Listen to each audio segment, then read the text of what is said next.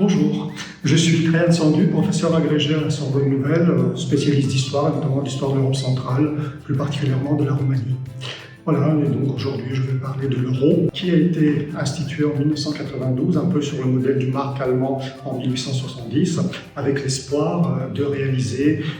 la même unité territoriale et économique dans l'espace européen, comme le mark avait réalisé à l'époque dans l'espace national allemand. Eh bien, les résultats ont été un tout petit peu inverses en raison de l'hétérogénéité économique de l'Europe. Les pays qui ont les productions finalement les moins valeureuses, faible technicité, ont besoin d'avoir plutôt une monnaie faible et éventuellement un peu de protection douanière, alors que l'euro convient au contraire aux pays qui ont des produits à forte valeur ajoutée, à fort degré de technicité, comme l'Allemagne et quelques pays du nord de l'Europe, un peu dans sa mouvance. Et donc l'Allemagne, qui abrite la Banque Centrale Européenne à Francfort, eh bien, veille à ce qu'elle continue à remplir son cahier des charges, qui est la défense d'un euro fort et la stabilité de la monnaie, de préférence une monnaie forte, pour que l'Allemagne puisse exporter ses produits industriels et faire une sorte de double bénéfice dans ses excédents commerciaux, à la fois en vendant ses produits, mais en les vendant dans une monnaie forte, donc engranger comme ça d'énormes bénéfices commerciaux. Or, pour ce faire, eh bien, l'Allemagne,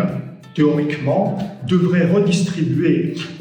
devrait transférer, faire une Europe des transferts, donc devrait transférer une partie de ses excédents commerciaux sous forme d'impôts européens, ce qu'elle ne fait pas, parce qu'elle estime que si les autres pays n'ont pas un commerce dynamique, ce n'est pas à cause d'un euro trop fort, ce n'est pas à cause du manque de protection, mais c'est à cause de leur mauvaise gestion financière, de leur mauvaise gestion économique, ce qui n'est pas tout à fait vrai. L'hétérogénéité du niveau industriel et économique est quelque chose de tout à fait normal sur un territoire aussi grand que l'Europe, mais l'Allemagne estime qu'elle n'a pas à le faire. Et cela crée des tensions de plusieurs types, à plusieurs niveaux. On connaît les tensions entre l'Allemagne et la Grèce au moment où la Grèce